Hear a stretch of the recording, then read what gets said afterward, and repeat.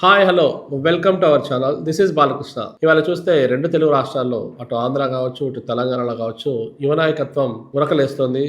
Already ఆంధ్రాలో యువ నాయకుడు వైఎస్ఆర్సీపీ పార్టీ అధినేత మాజీ సీఎం జగన్మోహన్ రెడ్డి ఒకసారి సీఎంగా చేస్తున్నారు. ఈ క్రమంలో ఇక్కడ తెలంగాణలో కూడా కేసీఆర్ మాజీ ముఖ్యమంత్రి కేసీఆర్ కుమారుడైనటువంటి కేటీఆర్ని కూడా సీఎంగా చూడాలని చాలామంది ఆ పార్టీ అభిమానులు కావచ్చు, ఆయనకున్న అభిమానులు కావచ్చు పరితపించే రోజులు చూస్తాం. ఈ క్రమంలో ఈ 2 పార్టీల మధ్య కూడా సత్సంబాధాలు ఉన్నట్టుగా మరోసారి మనకు ఒక చిన్న సంఘటన బట్టి తెలుస్తుంది. తాజాగా ఖమ్మం జిల్లా పర్యటనలో ఉన్న కేటీఆర్ తన ర్యాలీలో వైఎస్ఆర్సీపీ జెండాను కూడా ఎగరటం ఒక రకంగా ఈ 2 పార్టీలకు మధ్య ఉన్న సాన్నిహిత్యాన్ని మనకు తెలియజేస్తుంది. అక్కడ ఆ పార్టీ ఇరు పార్టీ కార్యకర్తలు జై జగన్, జై కేటీఆర్ అంటూ నినాదాలు కూడా చేశారు.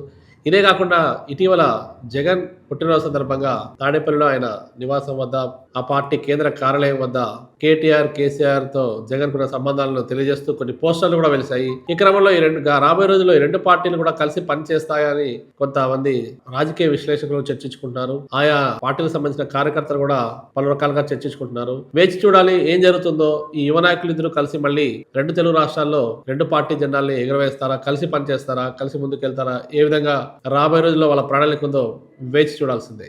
Thank you.